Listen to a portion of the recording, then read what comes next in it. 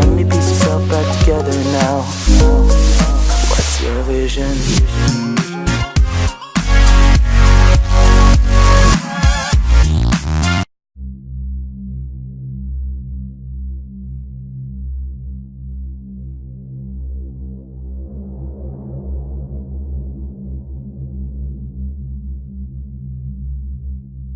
Northwest, I'd be considering moving. Seriously. The gist of it is this. The federal government estimates 13,000 Americans will die in a major earthquake and tsunami in the Pacific Northwest. It's not a question of whether, but when. This earthquake is coming, and it's overdue. This morning, the most popular article on the New Yorker's website is rattling many Americans. The really big one examines a titanic earthquake and tsunami, but not where you might imagine. A fault line called the Cascadia Subduction Zone runs for 700 miles off the Pacific Northwest coast. Experts think it will trigger the worst national disaster in North American history, and it is overdue. It's predicted to be worse than Hurricane Katrina, worse than the San Francisco earthquake of 1906. Scientists and FEMA, the Federal Emergency Management Agency, are warning of a pending doom for the Pacific Northwest. An earthquake along a little-known fault line that would kill thousands and affect millions. Consider that the magnitude 9.0 earthquake in Japan just a few years ago, remember that, killed more than 15,000 people in the north of Japan and injured thousands of others. Seismologists say that the quake that will strike on our Pacific Northwest coastline should be even stronger, at up to a 9.2. They call such a quake a margin rupture quake, and it's every bit as bad as it sounds. Here's the reason for it. Our entire continent sits on the North American tectonic shelf, right? Plate, I should say. Off the coast of the Pacific Northwest, from the top of Washington State all the way down to northern California. This is it. And another plate called the Juan de Fuca is trying to slide up under North America, but it's stuck. We have an illustration over here in the big wall. Let me show you what this is. This is our continent here. This is the Cascada Mountains. This is the Cascadia, what do they call it? The Cascadia what? Bridge. The Cascadia Bridge. I was actually asking him, but thank you. The North American plate here and the Juan de Fuca plate here. This one's sliding up under, and eventually this is going to go down, send a huge wall of water up. That wall will go all the way over to Japan, and the other will come onto our shore within 15 minutes. And when it slips, it will unleash not only a colossal earthquake, but also that tsunami, 700 miles long, and in some places up to a 100-foot high wall of water and whatever it's pushing, like houses and dump trucks and schools. Thousands and thousands will not escape. The New Yorker quotes a FEMA official who says, and I quote, "Our operating assumption is that everything west of Interstate 5 will be toast." Everything west of Interstate 5 is gone. That's Seattle, Tacoma, Portland and Olympia, Salem and Eugene, wiped out. Altogether about 7 million people. That's not including tourists. So think of summertime. The New Yorker reports that FEMA calculations indicate the disaster will damage or destroy about 1 million buildings, including 3,000 schools and 1/3 of all fire stations. And perhaps the worst part of all of this, these sorts of earthquakes happen at regular intervals in exactly this part of the world, have forever. On average, according to seismologists, about every 240 years. So when was the last one of these massive 9.2 or so earthquakes? Well, the last one was more than 300 years ago, the year 1700. It struck in the Pacific Northwest and sent a 600-foot wave of water all the way to Japan. So right now, on average, the Pacific Northwest is decades overdue for the really, really big one.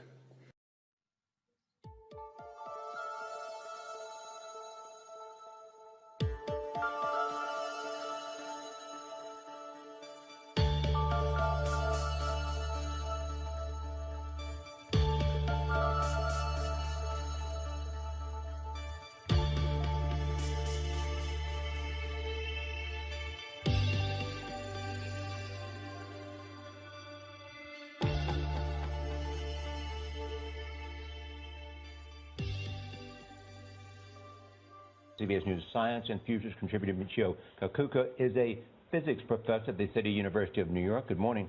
Morning. So it's overdue. When will it might come? Well, this is the mother of all earthquake faults. it can pack a wallop 30 times that of the San Andreas Fault. So forget all the Hollywood hype about the San Andreas Fault. We're talking about an earthquake, a 9.0, similar to what devastated northern Japan, which killed over 15,000 people and caused $250 billion in property damage. Cascadia subduction zone stretches about 700 miles from Cape Mendocino, California, to Vancouver, Canada. Big cities expected to be affected include Seattle and Portland. Some scientists believe the earthquake, when it goes off, will reach between 8.7 and 9.2 on the Richter scale and cause a tsunami. Airmen and soldiers conduct joint training in Washington to support domestic operations in preparation for natural disaster. As president of the Portland Post of the Society of American Military Engineers, I felt a real need, a real desire to mobilize engineers to help better prepare our region for a Cascadia earthquake.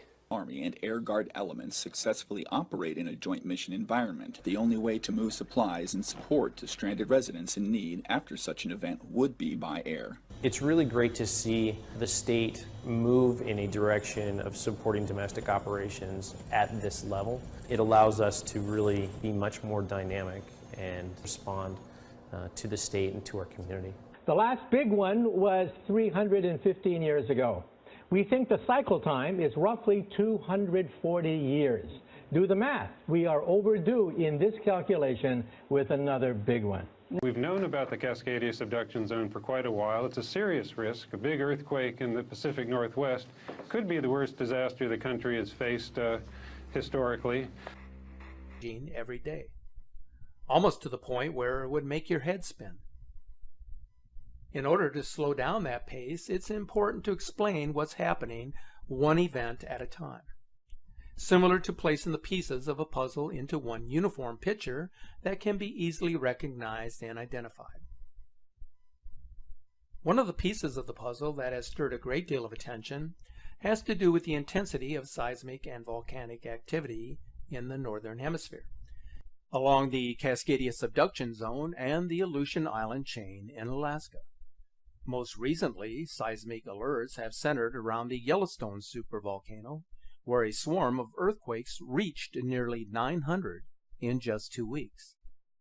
This is the highest number of earthquakes in the past 5 years for this short of a time frame. The last volcanic eruption within the caldera was 70,000 years ago, so it is well overdue for another outburst. A swarm of some 100 earthquakes hit Switzerland on July 1st, with a 4.2 quake that was felt over much of Switzerland. Following the earthquake, some people reported noises and booms after the shaking that lasted between 2 and 10 seconds. One of the biggest volcanic news stories of this year concerns the vigorous and surprising eruption of the Bogoslav volcano in the Aleutian Islands. The volcano produced a large explosive eruption followed by a series of explosions on almost a daily basis. Some of these explosions have reached as high as 35,000 feet into the atmosphere. The highly explosive nature of these eruptions is likely rooted in the interaction between the new magma that is reaching the surface and the abundant seawater that it meets when it erupts. That water can quickly flash to steam and help fragment the magma into ash, thus adding to the explosivity of the eruption. This image shows how the continuous eruptions at Bogoslav have demolished much of its Aleutian Island home. Alaskan volcanoes have actually produced 1 or 2 eruptions per year since 1900. At least 20 catastrophic caldera-forming eruptions have occurred in the past 10,000 years. The awesome eruption of 1912 in the Katmai National Monument is the most recent. Alaska normally records 3,000 quakes monthly, but now seismologists have already reached the monthly average in just 10 days. This unusual sequence comprises, among others, 3 earthquakes larger than magnitude 6, 7 larger than magnitude 5, and 50 larger than magnitude 4. The highest number of quakes recorded statewide to date came in 2014, when more than 40,000 were detected, an astonishing number. Mount St. Helens is one of those volcanoes that is unsettled in 2017, resulting in an earthquake swarm. The USGS detected over 120 earthquakes over the last few days, all occurring 1 to 2 miles beneath the volcano. Here's a look back at the shocking devastation left in the wake of the Mount St. Helens eruption on May 18th of 1980.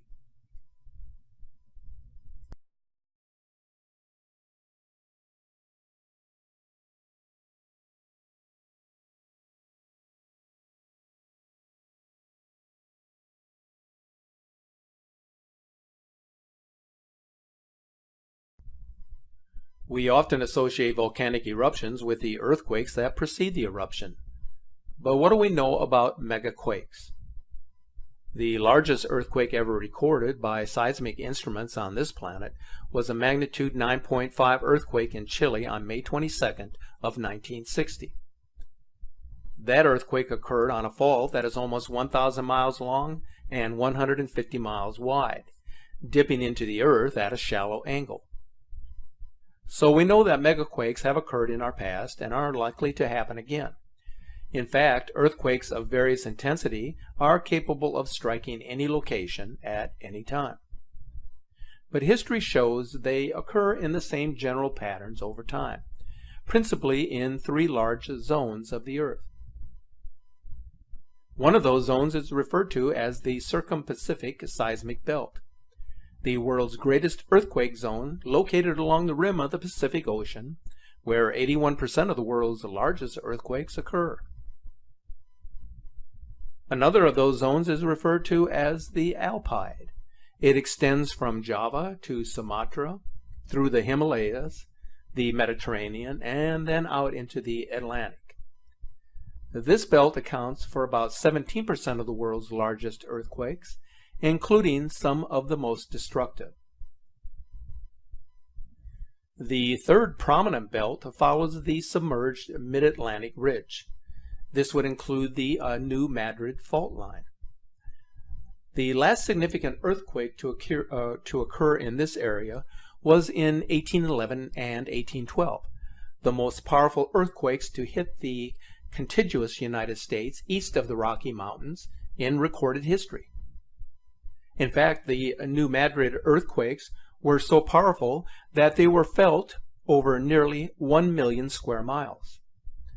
Not only did the quake reverse the flow of the Mississippi, but it damaged the sidewalks in Washington, D.C., and reportedly rang church bells in Boston.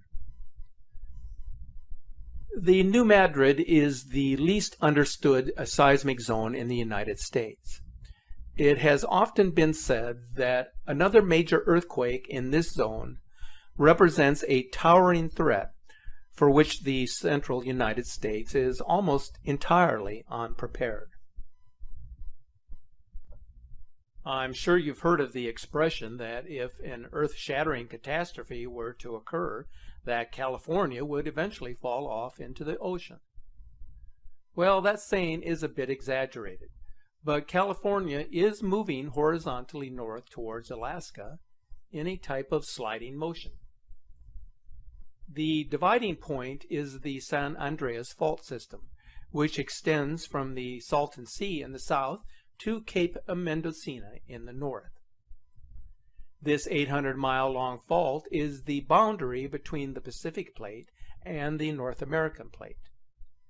The Pacific Plate is moving to the northwest with respect to the North American Plate at approximately 2 inches per year. Now, at that rate, it would take some 15 million years for Los Angeles and San Francisco to be next-door neighbors. Unless, of course, a major pole shift were to occur in which case the timeline could rapidly change. One important result of earthquakes that should be considered is that the earthquake itself does not kill people. It is the buildings and the contents therein that cause deaths in seismically active regions. There has been larger earthquakes that have sustained very little damage and smaller ones that have. It all depends on the manner, on the construction of the buildings, and the materials that are being used. Some buildings were never meant to withstand violent shaking. Much depends on two variables, geology and engineering. From place to place, there are great differences in the geology at and below the ground surface. Different kinds of geology will do different things in earthquakes. For example, shaking at a site with soft sediments can last 3 times as long as shaking at a stable bedrock site, such as one composed of granite. Local soil conditions also play a role, as certain soils greatly amplify the shaking in an earthquake. The looser and thicker the soil is, the greater the energy movement will be. Fires are another major risk during earthquakes, as gas lines may be damaged, which could dramatically change life in America overnight. Earthquakes are a powerful force that can change landscapes and lifestyles. But there is something even more distressing that earthquakes are capable of doing. Media sources have reported that the Chilean earthquake of 2010 and the Japanese quake of 2011 were so powerful that they caused a shift or tilt in the Earth's axis. The Earth, which spins like a top as it orbits the Sun, has its tilt permanently altered. If we evaluate the simple facts involved with these two earthquakes, then the probability of an axis tilt comes into focus.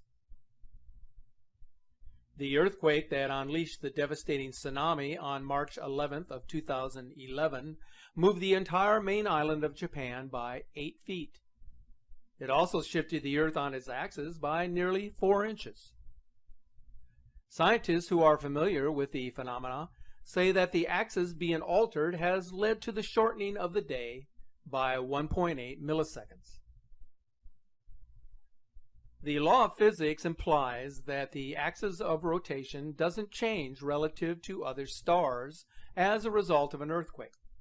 So if you were looking at the Earth from a distance, you would not notice a change in the Earth's orbit or rotation. However, because an earthquake moves the material around within the Earth itself, the position of the rotation axis changes. We call this the sloshing of the Earth's mantle, in which the crust actually shifts. So if it appears that a shift of the Earth's axis took place in 2011, it is because we use points of reference on the Earth's surface to determine if this has occurred, where the probable cause is more accurately described as a shifting of everything on the Earth's surface. Here then is a look at the devastating effects of a mega earthquake and tsunami that hit the island of Japan on March 11th of 2011.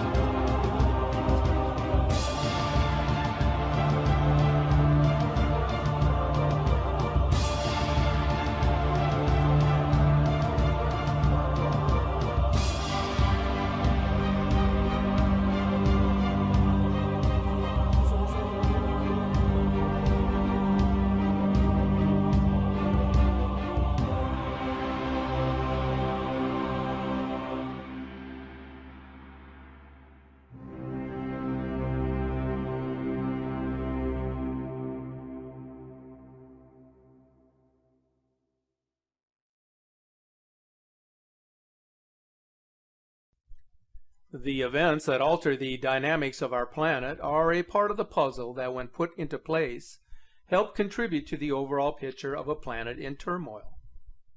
But there are other pieces of the puzzle that are not so easy to identify or to put into place. One of those pieces has to do with the unexplained wave anomaly that is originating from Antarctica. This activity is quite apparent if you examine the recent morphed integrated microwave imagery, as shown here. In April, the same type of activity and patterns were being produced from the same region. Due to the coordinates from which the anomaly seems to be originating, many believe that the waves could, to a certain extent, be linked to the Princess Elizabeth Station. The station is situated at the base of figures that resemble pyramids. You might have heard a while back about a report, although controversial, that former astronaut Buzz Aldrin, who had recently visited Antarctica, had tweeted a photo of a pyramid, explaining in his own words that evil is here. So what did he mean by his Twitter statement? His words were removed shortly after they were posted. It appears that yet another mystery seems to be originating from the South Pole that has yet to be explained. Take a look at this screencast from May 25th. If you look to the left of South America on this map, you will notice that the waves appear to be emanating from Antarctica and moving out into the Pacific Ocean. If you follow the pattern of strange anomalies here, then it certainly looks like something is happening that none of us can fully explain. But as I have indicated many times, the truth is out there. We just have to search for it, and one day, very soon, hopefully, we will find it. If you follow these strange anomalies happening in our sky recently, then you will understand that our atmosphere is changing dynamically. What may have been the norm many years ago is no longer true today. A perfect example of the changes happening in our sky comes from Borneo, and it has to do with light pillars. These anomalous pillars, which appeared over Borneo on June 22nd, are extremely rare. They are normally found in one location, the polar region, where light reflects off the mirror-like surfaces of ice crystals. Borneo benefits from year-round temperatures averaging 32 degrees Celsius, or roughly 90 degrees Fahrenheit, with a relative humidity of around 80% for much of the year. So how is it possible for ice crystals to form here? Even actors who had this photo from February 26th, and he wanted to finally share it with our followers. It's a fairly remarkable capture of a planetary body that was briefly seen in the southeastern sky on that particular night. Now, as you may be aware, on that date, both Venus and Mars were located in the west-northwestern sky well above the horizon. Both were very visible, especially Venus, which was resembling the Star of Bethlehem with its extreme luminosity. Many of you commented how peculiar and strange Venus was looking before it transitioned to becoming the morning star sometime in March. There are a lot of viewers second-guessing about this photo, but it seems that no one can fully explain what this is. So I thought I would just get this out to you. You can go over to our Facebook page and follow the comments on this, as it really has garnered a lot of attention, as do all mysteries that are difficult to explain. So my friends, keep yourself informed on everything that is going on these days. Don't just rely on what the mainstream media or others may tell you. Investigate for yourself. That is the surest way to get the information that you will need going forward. In the meantime, stay safe, be aware of your surroundings, and keep looking to the sky.